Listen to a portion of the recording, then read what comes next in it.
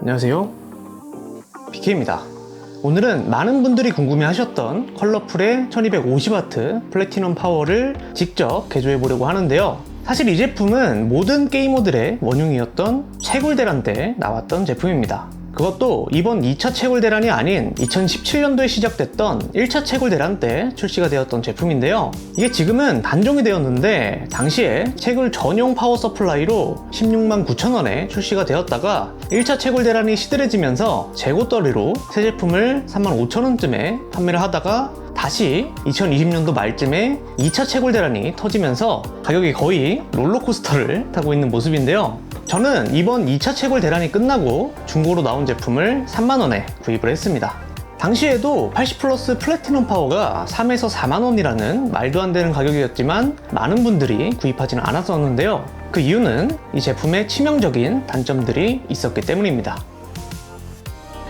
첫 번째 단점은 바로 케이블이 너무 많다는 건데요. 아무래도 채굴에 사용되는 파워라서 그래픽카드 보조전원 케이블이 6개, 그리고 라이저 카드에 들어가는 몰렉스 전원선이 7개로 이렇게 보시면 케이블이 정말 엄청나게 많죠. 그래서 당시에는 이 케이블들을 어느 정도 잘라내서 사용하시는 분들도 계셨는데, 사실 요즘에는 케이스도 큰 제품들이 많이 나오고 있고 제대로 처리를 하지 않으면 아무래도 전기를 사용하다 보니까 위험하기도 하고, 실제로 장착도 해보니까 큰 문제는 없어서 케이블의 경우에는 별도의 처리 없이 그냥 사용을 했고요. 그리고 두 번째 단점은 CPU 보조전원 케이블이 1개라는 겁니다.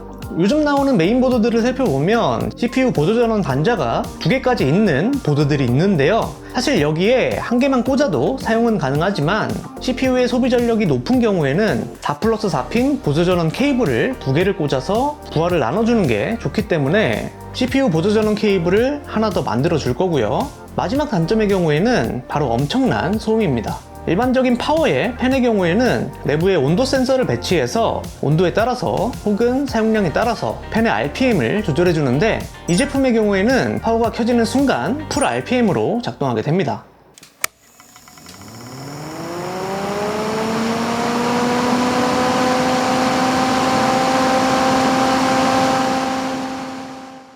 실제 소음도 엄청나기 때문에 팬 교체를 하는 분들도 있었는데, 저는 간단하게 팬 교체 없이 소음을 줄여볼 예정입니다.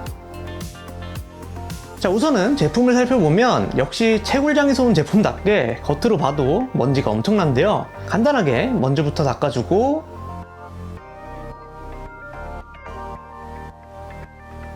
그리고 나서 분해를 해보겠습니다.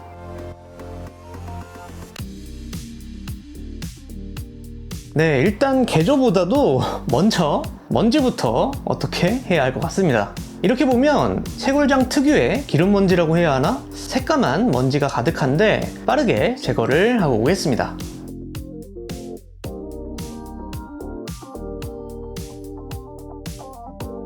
자, 먼지는 어느 정도 제거가 되었고, 제일 처음 해줄 작업은 소음부터 줄여볼 건데요. 우선은 팬 커넥터를 분리해주고, 분리해서 살펴보면 이렇게 2핀 커넥터로 되어 있는데 여기에 2핀으로 된 저항을 달아줄 겁니다.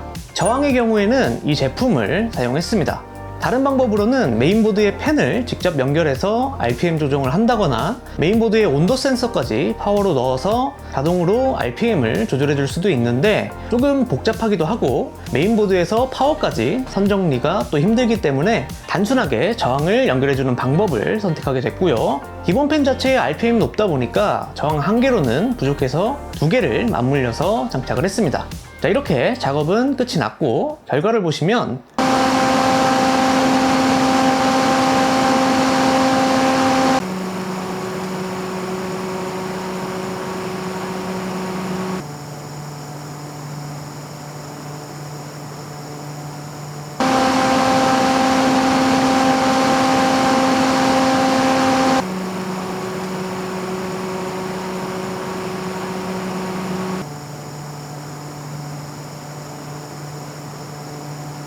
기본 상태의 소음과 저항을 각각 1개와 2개 연결했을 때의 소음인데요. 자, 확실한 차이가 있죠. 하지만 단순히 저항만 연결해서 팬의 RPM을 낮춘 것이기 때문에 그만큼 발열 제어 능력이 떨어져서 파워 사용량에 신경을 써야 한다는 것도 참고하시면 좋을 것 같습니다. 다음 작업은 4+4핀 CPU 보조전원 케이블을 만들어 줄 건데요. CPU 보조전원 케이블의 경우에는 6+2핀 그래픽카드 보조전원 케이블 2개로 만들 수 있습니다.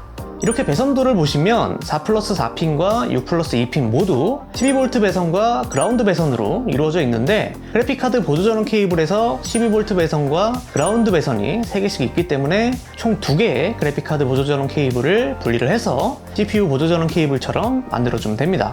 자, 우선은 이런 터미널 리무버로 기존 6+1핀 케이블에 있는 커넥터에서 필요한 배선을 분리하면 되는데요. 이렇게 처음에는 조금 어려운데 몇 번 해보다 보면 금방 분리할 수 있겠더라고요.